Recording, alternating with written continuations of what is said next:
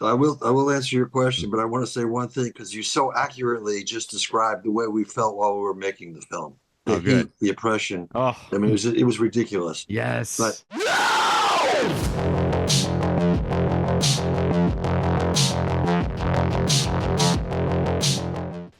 Ladies and gentlemen, boys and girls, welcome to another wonderful episode of the Scary Movie Project. I am your host, Matt.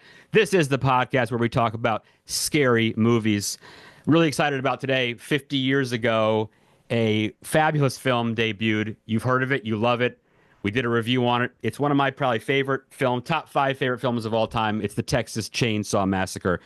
I'm really happy today because Daniel Pearl, ASC, American Society of Cinematographers, the original director of photography of the original Texas Chainsaw Massacre and the remake, is with me today. We are going to talk how this film was shot. Daniel, I am really happy you're here. Thank you so much for coming on. Say hello to everybody. you're very welcome. How you doing out there, folks? Uh, you know, I thank you for your admiration and your love and devotion to this film because really, as filmmakers, we're nothing without our fans. So thank you, and hopefully we'll keep you entertained for the next 50 minutes or so. Fabulous. I saw this film when I was a kid, and it still has this effect on me of it's just this emotion with me where it's this dirty, dusty kind of feel, and like I feel like I shouldn't be in this place, and it's dangerous from the opening of the cemetery, and it's so hot and sweaty, and this claustrophobic feeling in the van, and these shots of in the house, and I just it is just so good. I love it so much. I got to see it back in August at Museum of Modern Art in New York, the 50th anniversary showing, which was so much fun. So this is a Tobe Hooper film. Tell me, how did you get involved? How did you and Tobe meet up? How did you get Well, this gig? I will answer your question, but I want to say one thing because you so accurately just described the way we felt while we were making the film. The Oh, good. heat, the oppression. Oh, I mean, it was ridiculous. But yes. now getting back to coming back to the question you asked, how did I get involved? Well, I it starts out a little bit with my history as becoming a cinematographer. I was 13 years old when the skateboard was invented. Nice. For some unknown reason, after my buddies and I had our skateboards for 6 months, I decided to go into Manhattan and buy an 8 millimeter movie camera and film my buddies. I thought it was a kinetic thing that was going on, and it should be captured in motion rather than stills. Nice. And that led me to down a path that took me to the first day in film school, not thinking to become a cinematographer, not knowing really what I wanted to do, just that I was passionate about filmmaking. And they said, anybody, we're going to make a class project, and anybody ever work a movie camera before? I said, I have. They said, okay, you're the cinematographer. And so we made a Western and we killed it. It looked really good, and everybody was right away, shoot my film, shoot my film. So Yeah. it took off almost immediately, which led me on a rapid progression to working professionally while I was getting my master's degree at the University of Texas. I started shooting professionally commercials, public service announcements, and training films. In particular, training films for the Texas Department of Public Safety, which is basically the Texas State Police. Mm. And one of the films that we made for them was shown to Tobe Hooper. He was interviewing Larry Carroll for the editing job, which Larry Carroll did get, and was one of the editors on the film. In the process of being selected, Larry Carroll showed Tobe a training film that we made about a heroin drug bust. And the idea of this film we're making was to prepare the officers for the situation when they literally break down the door of an apartment where they suspect there's drug users, and it's a race to have one of their guys catch the person who grabs the bag of drugs and is taking it to flush it down a toilet.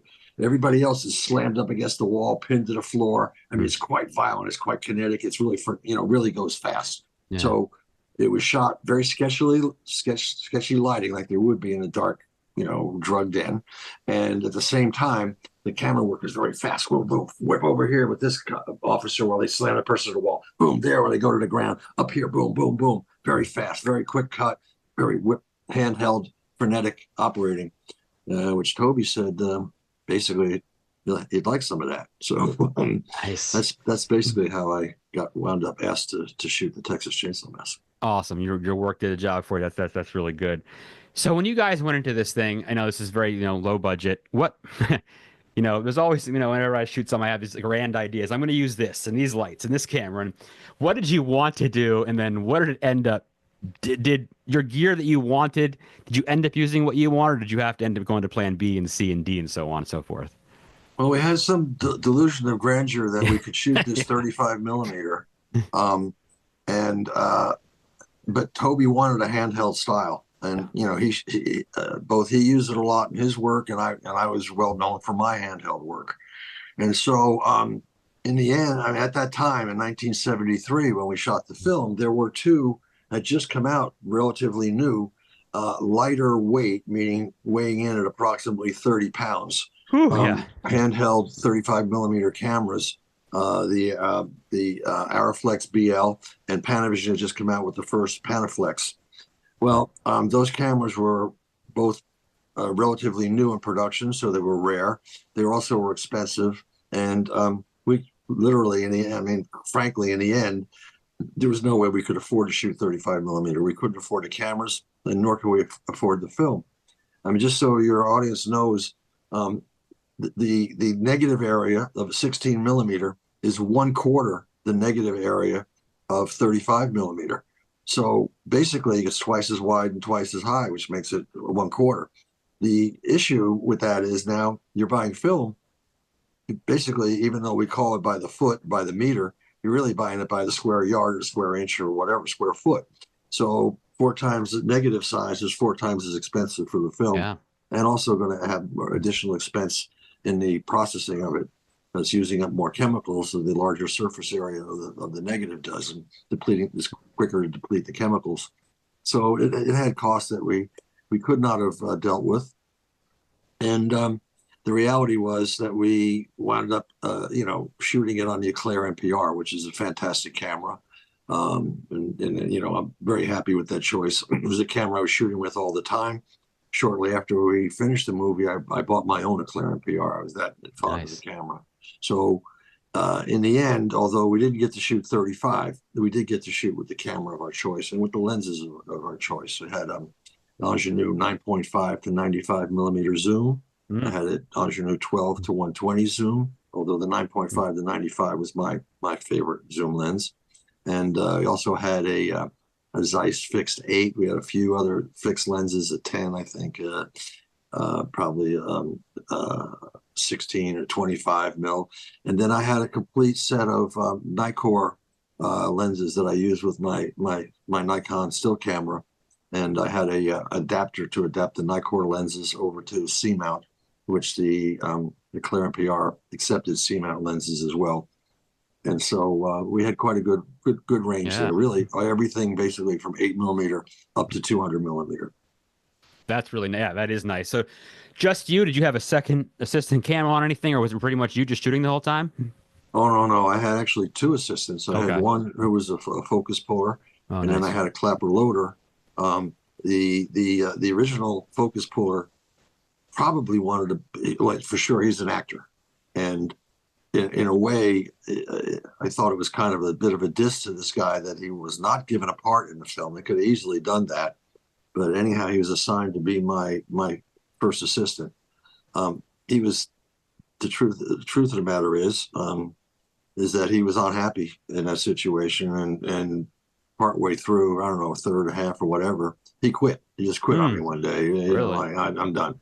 Oh, well, wow. The Michael McClary, who finished the job as my assistant, he was the clapper loader, and he got promoted up to first assistant. He continued the clapper loader details. And for the serious fans out there, I want to let you know that Michael McClary is the most photographed person in the Texas Chainsaw Massacre. If you go to the outtakes, he is at the beginning of every single shot we made. Nice. And in the outtakes and in the collectors and the fans have found a lot of pictures of him. One of which, unfortunately, it's him holding a slate. It's actually even been done as a sort of a trading card of all things. Texas Chainsaw Massacre trading cards. You got to get those. And it's a picture of him holding the slate. However, it identifies the photograph as me. So Okay. he's all over the place, and so am I on the internet. But I there love it. there is this one big glaring mistake of identifying me as him. I'm a cinematographer. I don't normally hold the slate. Yeah, I'm usually photographing it, not holding it. sure. Texas Chainsaw Massacre trading card. I like that idea. I got to get some of those. I don't know where to find them Right, because exactly. Where would you if get you them? do me a favor, if you figure out where to get them, Get let you me some? know. Yeah, Because yeah, I I will mean, pass that just on. recently, I'm a member of the American Society of Cinematographers. Those of you out there, you see when says photography or cinematographer or director of photography, you often see the letters ASC That's right. after our names. That stands for the American Society of Cinematographers. Well, because I'm unique in having photographed an original, and then 29 years later, reprised the same major position on a remake, the American Society of Cinematographers just did an article on their magazine, ASC, Great article, by the way. American Cinematographer magazine called. I believe it was the July issue, I think, or Yeah, July yeah, or August, I think. Yep. July or August, yeah, one of those two. Yeah. Check it out. But there, they even posted the wrong images. They posted Oh, did pictures they? of, yeah, they got it wrong because of the internet. Thank you very much for whoever mislabeled that. Now it's going to live on for forever. Yeah. But that's the way it is today. We got to Uh, move on. We got no time to fix things. We only got time to go forward and make new fuck ups. that's Go ahead. it. We'll post a link to that for all you to read too. All right, so straight to production stuff. I got to like totally get in the zone here with you on this. There's so many Okay. like iconic shots, right? I got to know a couple of them for sure. So, tell me about shooting in the van. The van, okay. Are we before when they're driving down, they pick up the hitchhiker, and I'll take a picture. It's a great picture, he's crazy. And are you in that van? Are you guys actually driving? Or are you just kind of sitting still? How did Well, you shoot those? Those are so like claustrophobic, right? so when it comes to working in a van, it was rather interesting. Ted Nicolau, who was a very good friend of mine and was hired on as the sound recordist, the sound man for the job, for the film, and we both had vans. I think mine had, I think, a 95-inch wheelbase, and his had a hundred or maybe 110. His had a 123-inch wheelbase. So Mm, we went to Toby and said, Toby goes, oh, so you guys have, we need your vans. And I said, yeah, we both agreed that our vans could be part of production. And he cool. said, okay, well, we're going to use Ted's, the big one, as the grip truck to have the lights and the camera and all of our equipment in it, dolly track, etc. And we shoot in the smaller one. And Toby said, well, good idea, except you guys got it backwards. We need to shoot in the big one. You have to fit the equipment in the smaller one. Mm, So we did have a bit of space in there. There were in addition to the 5 cast members that you see in there, there was three of his crew members in there at all times. Um, Toby was in there, watching as close. It's interesting. Back in those, and at that time, we didn't have video assist. There was no image coming out to that's the right. camera at the time we were shooting. That's right. Only myself, the person with my eye and the eyepiece, could see the exact shot. So Uh, in those days, and I really liked it, the situation, the director stayed right next to you as close as he could, get his head right up next to the lens so they could get some idea of what was being captured on film, the best idea possible at the time of what was being captured. So, so Toby was there. I was there on the camera, and Ted Nicolau was there because he was in there recording the sound. It was hot as hell. We oh, actually were driving. okay. If you look at the film, depending upon which iteration of a print you see, if it's VHS or from ranging from one extreme to the 4K, Yeah. latest, version of the film, um, you'll see that there's not much detail out the window. In fact, in some prints or ways to view it, there's no detail outside. So we did not need to be moving, although we were. And also, it's very, very hot in there because when you're moving, you can't have the windows down or the air Mm, conditioning on because mm-hmm. it's too noisy on the soundtrack. That's right. That's right. So we're driving around, um, and in a buttoned up van, doing the best we can. Now, our situation also was that we were sending our film from Austin, Texas, where we were based, up to Dallas. And back in 1973, that was about a 4 or 5 day turnaround Mm, from when we shoot before we saw the dailies or the film back from that. Wow. and before we had any clue of exactly really what was on the film. So it took 4 or 5 days to know that we weren't getting any detail out the window. So we had basically shot it. Now, I think you had mentioned also that I shot the remake, and Yes. you don't mind, I'm going to bring at this point mention that Please. when I did the remake, first of all, I should say that I was not very happy about that it was all blown out outside. It just looked like we were on a white cyclorama set, and didn't have hardly much detail out there at all. So I absolutely flipped that. For the remake, I decided this is what I'm going to change, and I lit it. The That's original was nice. shot on for those of people who are technically inclined, the original was shot on an ISO 25, the entire film, ISO Mm. 25, Okay. 16 millimeter color reversal film stock. The remake was done on a variation of ISO 100 to ISO 400 Okay. film stocks that were available to me, and I lit the van with approximately 40,000 watts of light is what it took to get the level of the interior up close to what it was exterior. Wow. Fabulous. I love that. I want to come back to the remake also. So Okay. I want to ask maybe the most iconic shot, right? I mean, everyone knows this. Tell me about the shot of Pam sitting on the swing and we're underneath her as she gets up and walks to the house and that tracking shot that goes underneath her. How did you guys pull that off? I got to know that. That is such a great shot. Oh, thank you very much. I'm very proud of It's that wonderful. shot, and I'll tell you the story, and I'm forever indebted to Toby. Well, not only for giving me the job, which is fantastic, but for the story I'm about to tell you.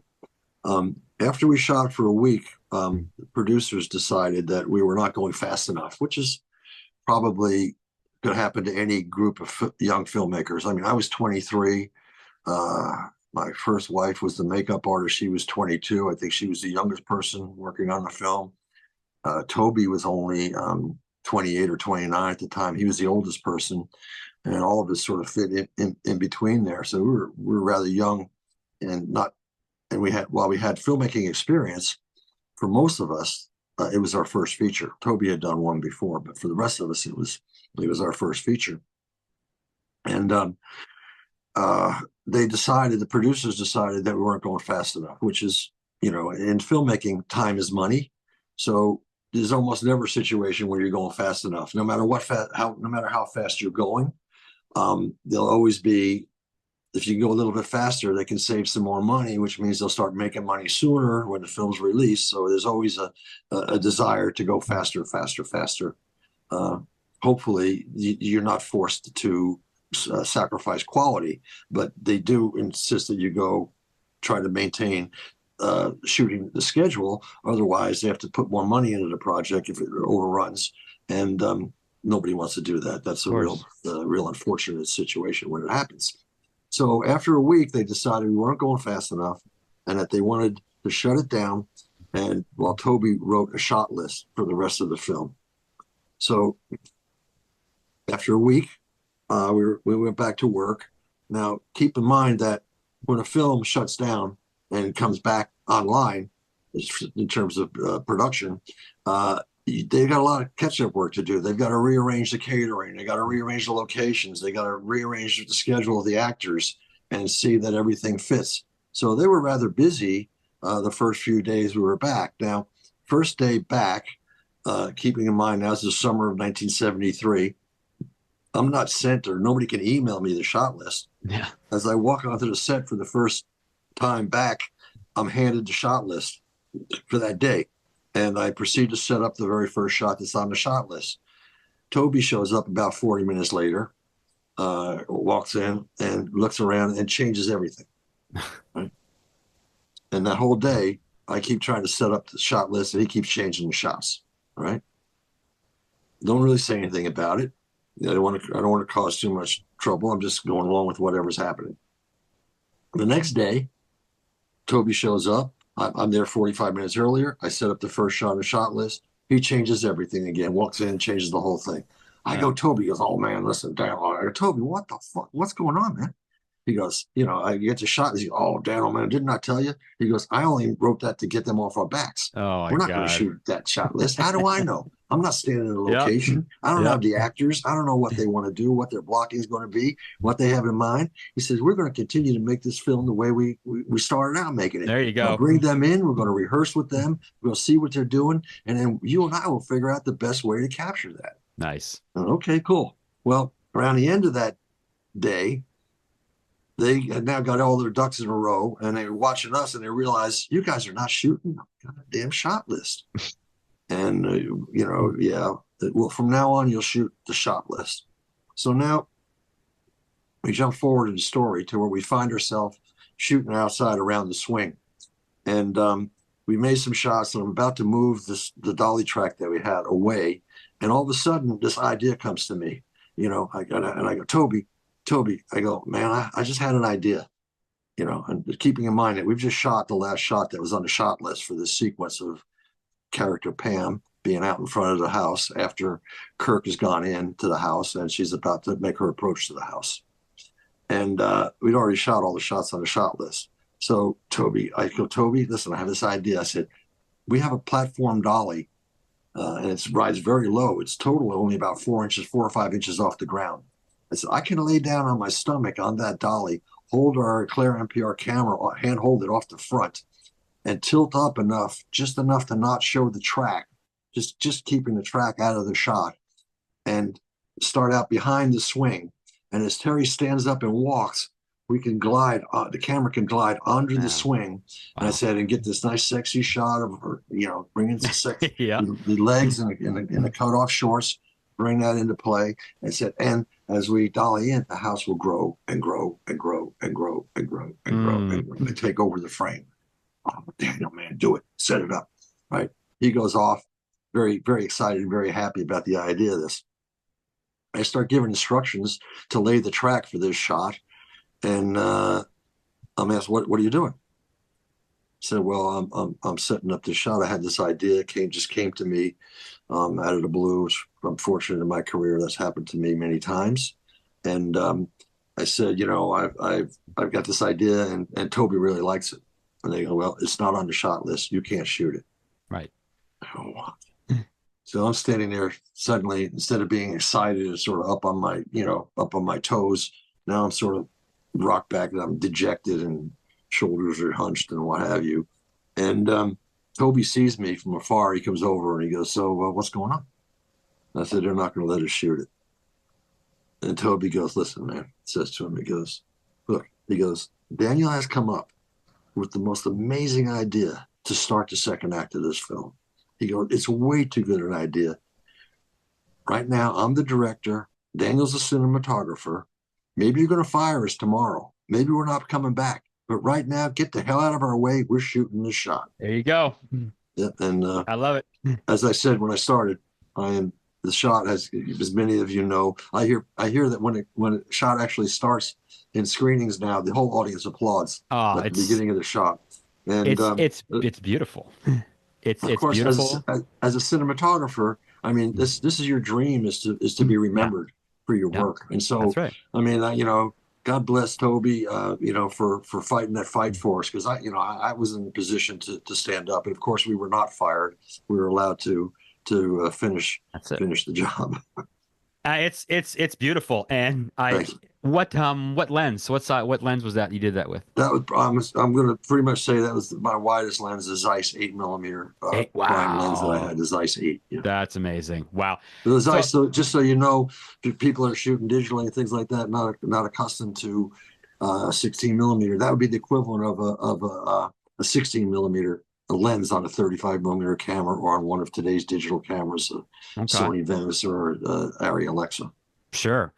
So I know you use it. It sort of makes its comeback, I guess. If you did you try to do it again in the remake? And then I remember, I just love a scene in one of my favorite films, Cabin Fever, which she's getting off the boat, and it just kind of gives me that vibe of that shot too, almost like an homage to it in a way. So, I mean, that shot is incredible.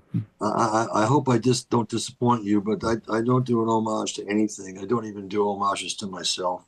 I've never seen Cabin Fever. It's funny. I've shot a lot of horror films, and I'm Just haven't considered watched a good at lot. it. But it's not really what I don't watch a lot, you know. And Gotta people, watch Cabin Fever. It's so good. there's a lot of films I got to watch, I'm Yeah, sure. me too. We all But do, right? one of my favorite films to watch, What's that? Kurosawa's Seven Samurai.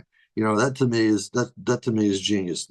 That The is, storytelling part, yeah, but the yeah. cinematography, the compositions, the Oh, moves. I mean, yeah. that's the stuff that really gets me going. Incredibly But famous film. Yeah. you did mention the shot from the remake. Do you want me to talk about that? I'd love to hear about that. Okay. Yeah, please. And you know what? When you're doing Well, that, also, I wanted to get into, please talk about the remake of the hitchhiker shooting herself and how you guys pulled that shot off, because that shot is incredible. I want to hear about that. yeah, that's well. Um, it's interesting. When Michael Bay set up his Platinum Dunes company, Yep. the first for remaking horror films, the very first one he wanted to do was the Texas Chainsaw Massacre for obvious Nice. reasons. It's the diamond in the you know in the So rough. it's the one. And Yep.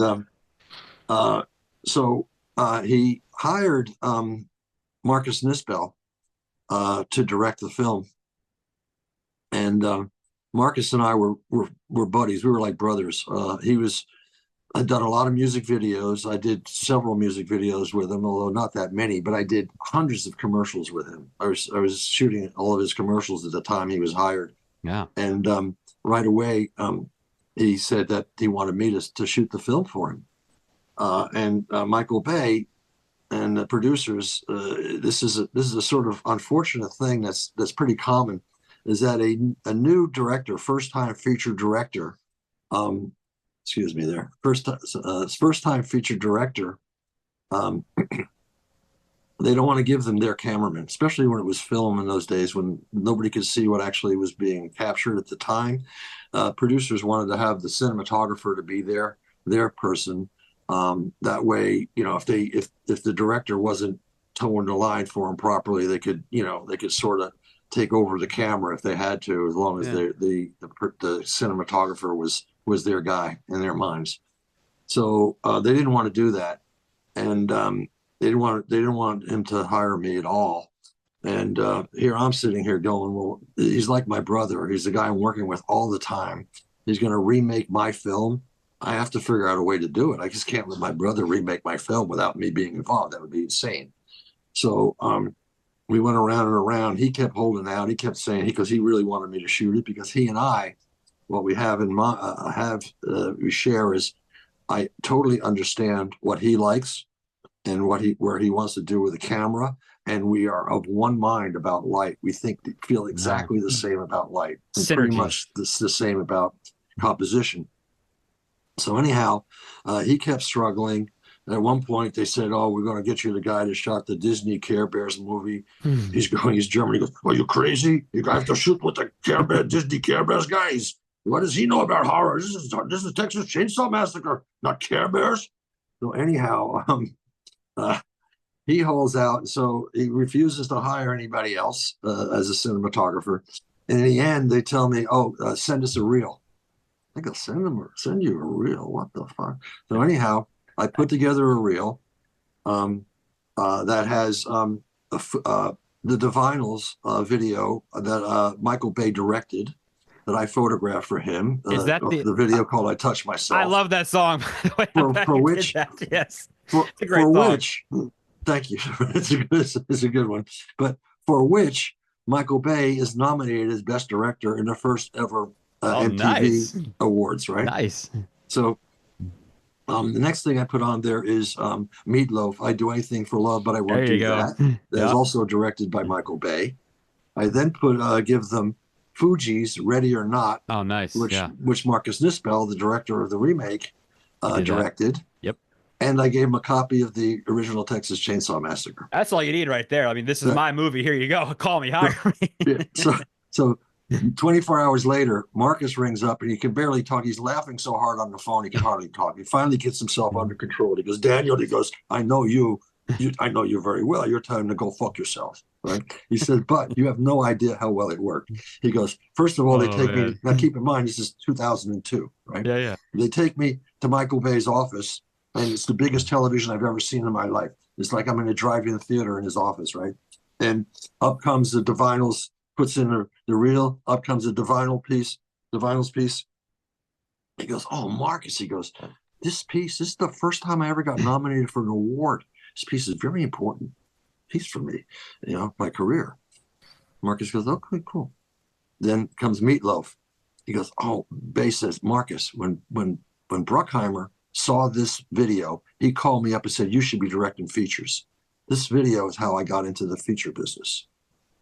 Fuji's Ready or Not comes up, and he goes, "Marcus, I can't believe it." He goes, I saw this videos when I decided you should be directing features." So Marcus goes, "I think there's a pattern here." Yeah. So, and they finally come around and go, "Okay." So now I'm going to tell you one other thing about this. I hope this story's working for you. I I'll get love around it. to the shot I love essentially. it. But since you asked me about how I got involved with the first one, I thought I should It's tell you great. how I get involved with the second one. So now then, the producers, Foreman Fuller, it's their first job ever. They ring me up, right? And they go, "All right, well, we're thinking about maybe hiring you, but we have one big problem." I go, "Well, what's that?" They go, "Well, if the film is a success, and you're the only one who worked on the original, no one else, but you're the only one who worked on the original. If the film is a big success, it could become all about you." I started laughing, right? They're going like, "Well, what are you laughing at?" I said, "Are you guys near a mirror?" I said, "Yes." They go, "Okay, look at the mirror, the two of you, stand next to each other. Say, if the film is a success, at that point, stop, high five each other, and start laughing your Yeah. asses off because you've got a career. You're set for life." There you Right? go. Here it is. 21 years later, they're still producing films for Michael Bay on a regular basis. They become top producers. Right? There you go. So, but I said to him, my response was, "Guys, I don't know. I can't erase myself. I don't know what to do." I said, "But I don't care. You don't have to do any, you don't have to, I don't have to do anything special." Well, now we get around to shooting the film. And because I used to play a lot of basketball, and one of the producers also played, and because I was a alumni of the University of Texas, and pretty well known in the film department there as one of the few people who got out and actually made it in the industry, they were able to give us the gymnasium to play basketball on Saturdays. And we were driving there after the second week, and I'm riding with the producer, and he goes, "Daniel," he goes, "I don't know what to tell you, man. We can't thank you enough." He goes, "New Line Cinema is calling up every day, seeing the dailies and freaking out. We have $6.5 million. We had an $8 million budget. I think 2.5 of it, I don't know, I'm not sure, went for the rights for the remake, and then the rest we were basically making a film for $5.5 million." He said, "They're calling up and they're going, 'What are you guys doing, man? It looks like you're shooting a $40 million film. Nice. You must be either over budget or over schedule.' And they're both the same thing. They both mean more money is needed from them, right?" And he's going, "No, we're perfectly on schedule. We're on budget. It's just Pearl is just doing a really good job." You're And doing your thing. I should mention You're doing your work. that one of the reasons that Marcus Nispel fought so hard for me to do the remake was that he knew two things about me. He knew that I don't knock myself off, that I wouldn't just try and copy the original, right? And he also knew that I would do everything in power that I could to make us the best film possible, because I had already talked to Tobe when he did two, that to be careful, because you're going to put yourself out there and people could just say you just got lucky first time around. Sure. So to me, it was absolutely ultimate importance that I kill it the second time around. Oh, yeah.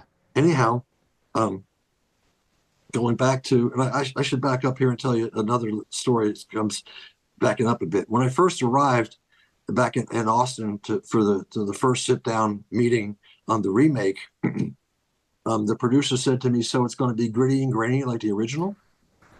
And I went, "Well, you guys want to shoot 16 millimeter?" And they jumped up out of the chairs and go, "Are you fucking crazy? We're going to tell Michael Bay his first Platinum Dunes project is 16 millimeter?" I said, "Well, good, because I only just now learned that the remake is taking place in 73 again. There's nothing wrong with the original film. And for God's sakes, we're definitely not going to make it look like the original film. That's for damn sure." Right? I said, I said, in the 29 years that's passed since then, our leader, Michael Bay, our director, Marcus Nispel, myself, and 2 or 3 dozen people around the world have elevated the visual aesthetic of this audience. This is now the MTV generation. This will be Yeah. Texas Chainsaw Massacre for the MTV generation. Sure. They looked at each other. They looked at Marcus. They said, "What does that mean?" Marcus, he knew very well what it meant, but he said to them, because also having fun with them, I guess, he goes, "I don't know. I guess we'll just have to wait and see what he does." Well, he knew that I was going to give it a nice, slick look, Absolutely. like a polished music video. Yeah. So I feel really good about the film because you know, it's I just totally flipped it, you know, and just totally went the other way with the look of it, and It's you know. scary. But anyhow, Yeah. getting back to the story, we're driving to the gym to play basketball, and he goes, "So listen, man, you know, we can't thank you enough." So I explained, new line, just can't believe the quality of the images we're getting, and he goes, "But we have a favor to ask of you." I said, "Oh, what is it?" She goes, "Well, you know, when it first got known to the public that we're remaking the film, and this is, keep in mind, this is the year after the very unsuccessful remake of Psycho, right?" Yeah. Oh, And yeah. Yeah. he goes, Right. on this, there's a message board called Harry Knowles Ain't It Cool News, very popular at that time. Sure. And he goes, everybody's just, ever since we announced the project, everybody's been complaining, "Oh, fuck, doesn't Hollywood have a new idea of their own? Can't they come up with something? Do they have to destroy the you know, our favorite horror film? Do they have to just tear everything down? Can't they just come up with something new?" And I said, "Oh, I'm sorry to hear that." He goes, "Yeah, but last night somebody posted on the message board that we've hired you." Said, the message said, "Hang on, guys." He says, "There's been a long string of people moaning about it." This one said, "Hang on. They've hired the original cinematographer. He killed it the first time, and maybe he will kill it again."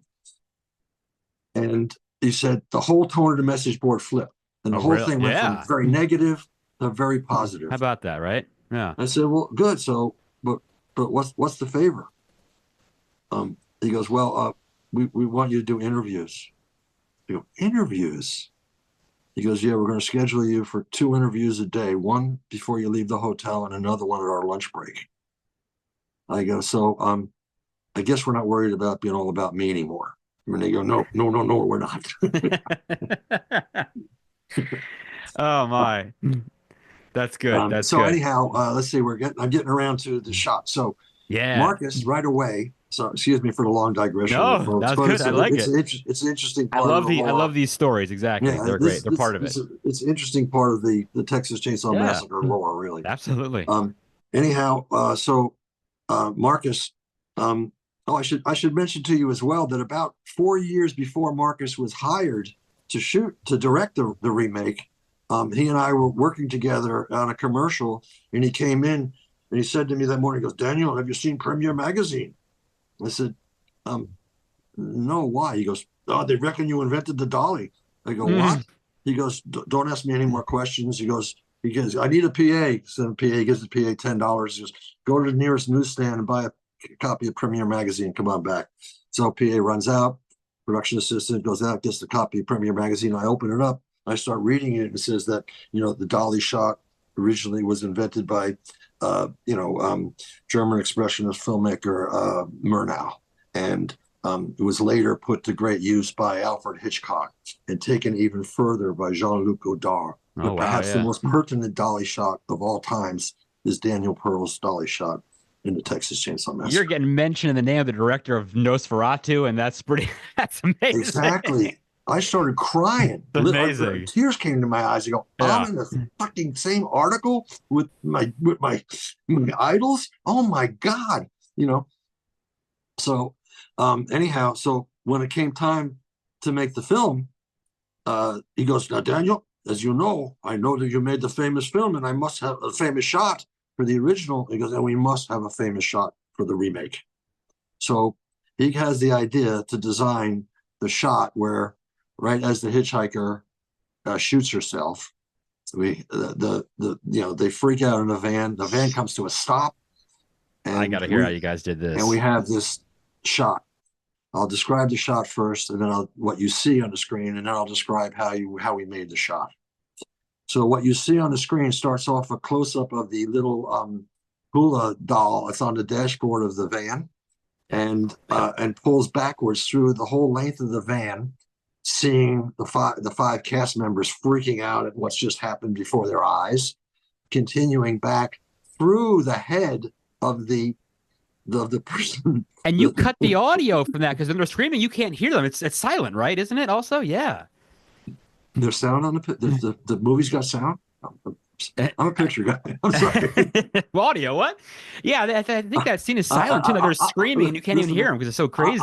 I am so focused on the visual end of what I do that I've had directors come up to me at some point and say, "What do you think about that delivery?" I go, "They were speaking." No, because I'm just really super intensely Hey, you're focused. focused, man. I know. I got you. Yeah. I'm focused on what I'm doing. Absolutely. And nothing else exists other than what I'm doing, which Locked in. sometimes is a good thing, and sometimes it's not such a good thing.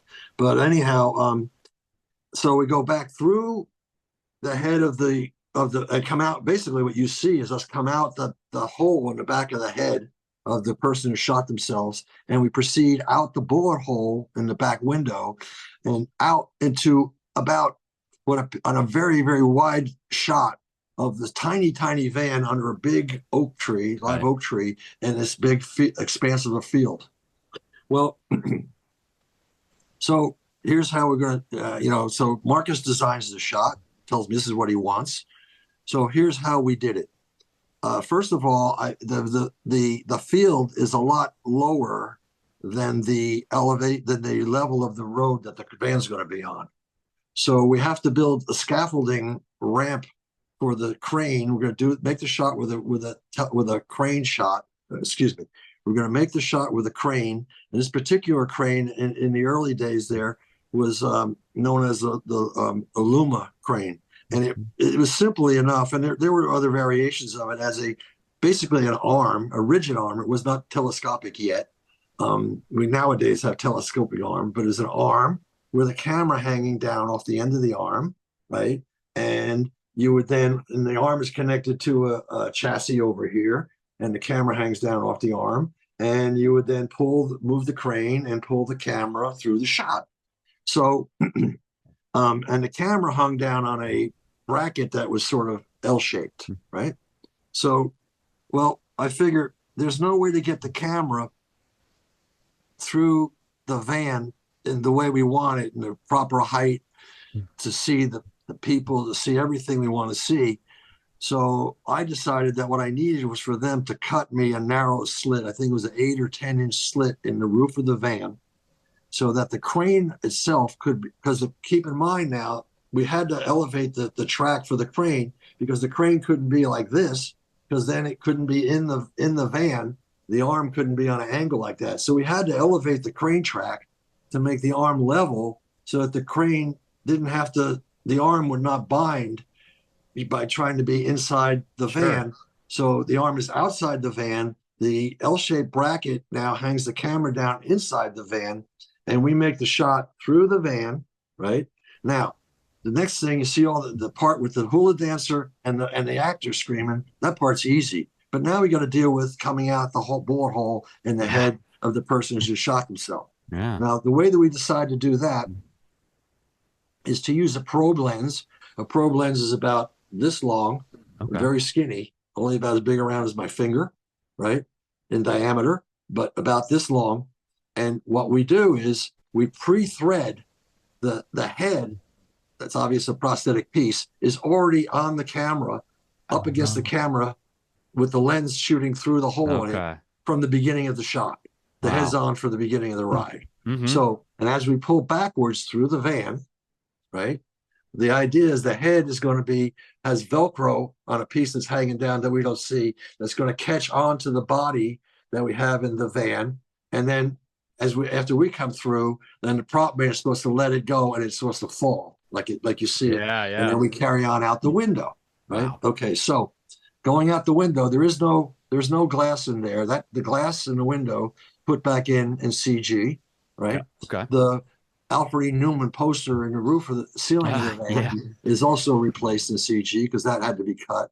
That was a big deal. That took a big approval because that was a very valuable piece of art that we decided we were going to cut in half. But they must have made a copy for us to cut because I know the original. First they said no, you can't do it, you can't do it. Yeah. But they got around to doing it. Now the tricky thing is, today is not so much of a problem because we have the dynamic range or the range from light to dark of cameras today in the digital world is seriously expanded from what it was back in the days when we were shooting everything on film in 2002. So I had stipulated that in order to have because it's such a wide shot, I could only hide one light in there. Such a wide shot in the end, is such a wide lens through the vehicle. I could only hide one light behind the tree that the van is next to. So, but I said that what I need to get the exposure similar inside and outside the van is to shoot near the end of the day when the sun is not such a big player and the sun's not so bright and the shadows are not so deep. It all becomes right near the end of the day. They all get closer together. So this is what I needed. Well, the first day we shot it, I think we shot it 4 or 5 times, and each time the prop person had a malfunction. Either they jiggled the camera, or the piece didn't attach, or they did it too soon or too late. So many pieces involved, and we had to reset each time. It was a pretty big deal to reset. So we actually ran out of light and attempts to do it, and they were not very happy about doing it over and over and over again anyhow. So they wanted the prop people in the art department to get it sorted out. We did go off and shoot something else all day the next day, and right near the end of that day, or certainly at the right point in that day, we went back to that location with that setup and actually made the shot successfully on the first attempt on the second day. But there it is. That's the story on the wide shot.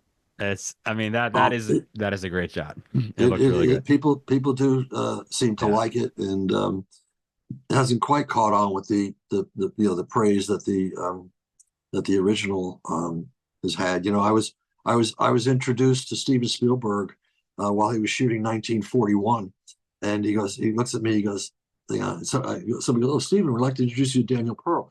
He goes, "Daniel Pearl." He goes, "You shot the Texas Chainsaw Massacre. There you go. Come here, I want to talk to you." And wow. basically puts his arm on my shoulder, and we start walking away. I'm going, "You're about to roll." He goes, "They can wait." Right? Yep. he takes me to John Belushi's RV. John Belushi is the closest vehicle to the set. Right? Sure. You're about to shoot something with the plane, the aircraft that Belushi's flying in 1941, probably with a double in it. Anyhow, it is stationary, but they're going to be moving a crane around to make it seem like it's flying. So we go to John Belushi's trailer. Steven knocks on the door. He goes, "John, I'd like to use your trailer for a second." And he goes, "John, yeah, come on." And he said, "This is Daniel Pearl. I shot Texas Chainsaw Massacre." Hey, so I go in. Spielberg leads me to the very rear of the RV, right? Sits me down in a bench seat that's sort of across the back of the RV. There's a little small coffee table in front of us. Spielberg sits down in the seat right there, and he's about, I don't know, 4 or 5 feet away from me, and he begins to vacuum my brain about the swing shot. He wants to know where that come from, how'd you do it, and everybody wants to know. Wants to know, right? He wants to know what's going on with that shot, right? How did it happen? Where did it come from? Meanwhile, as he's asking me everything he ever wanted to know about Texas Chainsaw Massacre, John Belushi decides he should be the center of attention, not me. So I'm looking at Steven Spielberg. Out of focus, right behind Steven Spielberg, John Belushi starts to have a barroom brawl with himself. Right? There's a countertop there if people want to eat in the RV. There's a little kitchen area with a counter that could possibly shoot this counter could possibly seat 3 people. Yeah. Right. And there's some stools there. He starts making noises like there's a fight going. He starts throwing plates up and breaking plates on the top of the thing. Next thing you know, he throws himself as if someone is throwing him over the counter and comes crashing down on the stools. He gets up, grabs the stool, he's smashing the counter, breaking the stools as if he's hitting somebody with the stool, and basically having a one-man barroom brawl. Pretty much. Here I am. I've had an incredible life. We're not even going to touch, I don't think, on my music videos, but I mean, I've shot everybody. Michael Jackson, Guns N' Yeah. Roses. I mean, you name it. Yeah. I've been there with them. Mariah Carey. I've been all over the world with these people and seen some crazy shit. But the most surreal moment of my life It's watching that. was there I am, the master of cinema and the master of horror. And Spielberg is completely oblivious, as if Belushi doesn't even exist. He's making a racket. He's destroying the RV. Yeah, he's trashing Spielberg the is place. oblivious to it. I love it. That sounds about right, right? Yeah. So let me ask you this then. This is my kind of Yeah, my get me back on track. I've had a lot of serious no. digressions here, but These have been stories that I've wanted to hear forever and ever, and that's why we're doing this. I no, guess thank the you. the last question, kind of, it's a two-part. I guess is for you. One is quickly. Tell me about like the setup of the room. I mean, the bone room when Pam falls in there and she's puking and the chicken's in the cage. Like the set decoration is like so incredible in there. And then the second part of my question for you really is what 50 years later, what have you learned and what has this film done for you and what does it mean to you at this point in your life Wow, now? well, that's quite a big. There's two questions really, but Yeah, I know. I'll deal with the first one, and you can pop the second one again, because I'll probably forget it. Um, Terry McMahon played Pam in the character who goes in and winds up in the bone room. It is a brilliantly decorated set.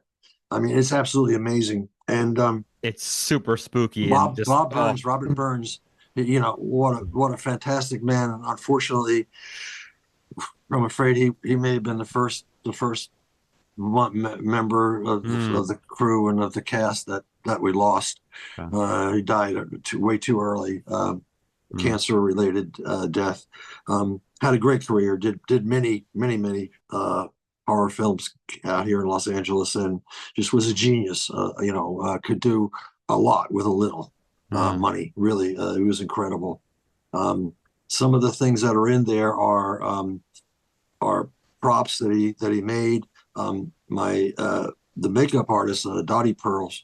She was my wife at the time. She had never she was the makeup artist and had not done 1 minute professionally as a makeup artist. And we were managed to, that's a whole nother long story that you'll tell me if you got time for it or not, how that came about. But she wound up as the makeup artist, and her previous job was working for a veterinarian there in Austin. And she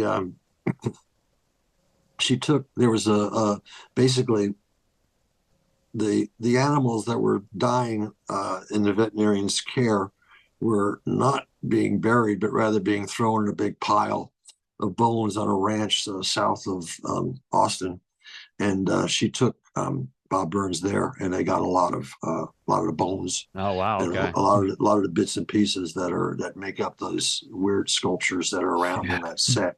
Yeah. In addition to that, they also took some recent animals there that started to stink to whole high hell, that were God. reused, more used upstairs where Grandpa and Grandma are in the room. That's where that live stuff was, Yeah. or for previously live, but not yet formaldehyde and stinky stuff. And uh, and there was one thing in particular. There was a chicken in the cage there, Yes. Yes, there in the is. bird cage, and that Toby wanted a chicken to be out. It's hot. Now keep in mind, Oh, it's 100 degrees every day in Texas, and we're it's inside. terrible. And Yeah. you got to keep the windows closed, because you can't have anybody drives up in a car or whatever making noise. It's going to Yeah. ruin the sound take. Yep. So it's hot as hell in there, and uh, but fabulously decorated set. So the way that Toby decided that we should shoot the POVs, obviously there's her coming in, tripping, falling, the shots of her, the horror that she's experiencing, and her exit. But the POV shots, really smart to Toby. We had two camera bodies, and Toby said, "Okay, Daniel, take one body, one zoom, give me the other body, one zoom." And the two of us we just shot handheld, not for very long, but we just quickly made a bunch of POV, point of view shots, that you could use as character Pam's point of view. Sure. And so it was really interesting. What I thought at the time, I thought, wow, this is really cool. Just get the two of us just grab cameras and just start shooting bits and pieces around his room, and then to put it together in the edit. That was an interesting, some very interesting to me, unique approach to shooting something like that. Hey, it just makes the ultimate like haunted house to me when I watch them. It's like, this is just, I don't want to be anywhere near this. If I'm in this house, I'm going to die. And I mean, that's what happens, right? Yeah, yeah, and Yeah. Oh, you're getting alternate Hooper and Pearl vision views of this, what it is. So it's really really very effective. oh, it's fabulous. So here's we go. We'll get you out on this one. I want to know. This is a question for you. This is now 50 years. You did the original, you did the remake. They both mean a lot to you. You're very proud of your work. I think it's excellent. I love it. What are those two? You've like you said, you've done music videos. You've done Alien films. You did Marcus's Friday the 13th remake. What are these two, especially the original? What does it mean for you all these years later? Like, what does it mean to you personally? All the fans, people like me that love this. How does it make you feel now, all these years later? It's funny listening to you. It's funny. I'm this horror guy, and I'm known as a tough guy, with bad temper and all that stuff. But at the same time, I'm a sentimental guy, and I'll lift my glasses up. I actually got tears coming to my eyes here as you described it to me, because it is that important to me. Um, you know, look, I was told on day one in film school that it's impossible. You're not getting into the film industry. It's a closed industry. It's father to son. And if that's your ambition, I've heard it forget too. about I've it. heard it too. Yep. It's not going to happen for you. If you really Yeah. love filmmaking, you'll go on and get a master's degree, which I did. And if you're lucky, you'll get grants and you'll make films on the weekends and in the summers. And I go, Be a okay, well, teacher or I something, guess right? that's what it's going to be, because I don't care about anything else. I don't even know what else I would do. So what does it mean to me? Shooting this film just totally, took me out of that. I got to step right around that barrier, and all of a sudden I made a film that everybody knew. I mean, when it was released originally, it was people were talking about it everywhere. You turn on television, they're talking about it on the news, they're talking about it. You sit in a restaurant, people around Everywhere. you were talking about the film. I was freaking out at that point. All I'm right. 20 now. It's released. I'm 24 years old. Oh my God. I'm driving down the highway, and I'm thinking to myself, what if what if I peak in here? I never get anywhere close. What if, because most people do their whole careers never make a film that's received like this is. Right. What the fuck? Have I Right. just like blown my wad on the first goddamn film? Is it over? Well, It's crazy. fortunately, music That video wasn't the came. case. That wasn't the case, thankfully. You're right. Fortunately, music video came along, and I got to hit a lot more home runs than that, and then of course coming around and making a remake, which Right. I hope you all agree out there that I've heard many times from people. I go to the horror cons nowadays, and especially this year, our 50th anniversary year is huge. We're all doing the horror cons. There are 13 of us survivors that Right. show up for most of these horror cons now, It's great. and the people at the horror con, when they learn, there's always haters, right? I mean, there's Oh yeah. haters Of like, course. and I knew there'd be haters when and it's like every time the new cinematographer's making another variation, like the 2002 one that was on Netflix. That guy got in touch with me, and we had a Zoom conversation. At the end, I said, "Look, you got to know there's going to be haters. No matter how good your film is, how effective it is, there are That's right. people who are just totally in love Yeah. with the original, and anything They're else other offended than by it almost. Yeah. anything else other than a VHS version of the original Yeah. is not Yeah. going to make anybody happy." Yeah. And I said, "Look, man," I said, "I did the original, I did a remake. The remake is considered by most people to be one of the best horror remakes of all times, but I still got haters, even though I'm the same guy who made the original, but they'll hate me on the remake." So, that's a Yeah. very interesting thing. Did I not answer it? What was the what No. was what was the No, it question I means spun off? it means the world to you, obviously, right? So, and I Oh think yeah, I that's mean yeah. it means the world to me. Yeah. My daughter had never seen the original, but Oh she was wow. 16 for the world premiere at the Grauman's, the big Okay. premiere at Chinese theater in Los Angeles, and had absolutely had to go, and you know to get this opportunity. I mean, it's only been done one other time in the history of the cinema. For a good friend of mine, well, I could say good friend, but a friend of mine, Dante Spinotti. He did the original Manhunter, and in the same story, Red Dragon. Oh, It's the really? same. I Yeah, love both. I did not know he was yeah, the same person. Oh, that's great. yeah, Okay. yeah. It's the only other time that had That's done it, awesome. and in fact, Dante just barely edges me out on two things. At the time, last time he and I spoke, which was before the COVID, the pandemic, um, he was the longest working cinematographer, of note in the industry, and I was the second longest. I started 1 year after him. Um, he shot a film in '72. I shot one in '73. Um, we worked for the same directors sometimes, with Roland Joffe, with yeah, I'm sorry. Oh, sorry.